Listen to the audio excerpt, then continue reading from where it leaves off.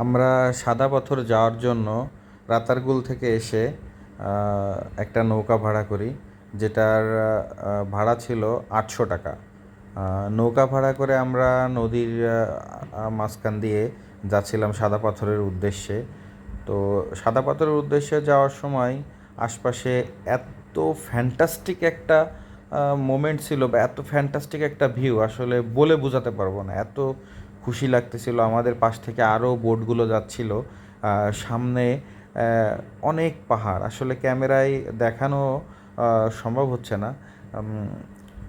এত উঁচু উঁচু পাহাড়, আর নদীর দুপাশে সবুজ বিস্তীর্ণ তৃণভূমি, যেখানে আসলে যত দূর চোখ যায় সবুজ আর সবুজ আর পাহাড়।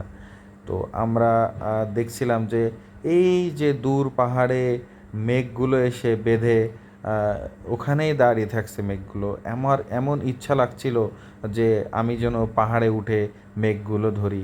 আসলে বলে বোঝানো যাবে না কতটা সৌন্দর্য আর কতটা সৌন্দর্যমণ্ডিত এই সাদা পথরে যাওয়ার যে ভিউটা। এবং এখান থেকে আমাদের যেতে সময় লাগছিল প্রায় 15 থেকে 20 মিনিট। আমরা পাহাড়ের কাছাকাছি পৌঁছে গেছিলাম। এবং দূরে যে পাহাড়টা দেখা যাচ্ছে এটা হলো ইন্ডিয়ার বর্ডার। পাহাড়ের একবারে কাছ দিয়ে ওপাশে ইন্ডিয়া, এপাশে বাংলাদেশ।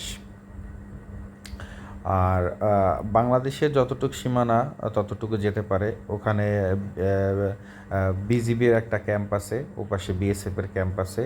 আর দূর থেকে দেখা যাচ্ছিল যে ইন্ডিয়ার যে গাড়িগুলা, সেই গাড়িগুলা পাহাড়ের ভিতর দিয়ে এঁকে বেঁকে রাস্তা আছে, সেখানে মাঝে মাঝে গাড়িগুলো দেখা যাচ্ছিল। আমরা দূর থেকে দেখছিলাম।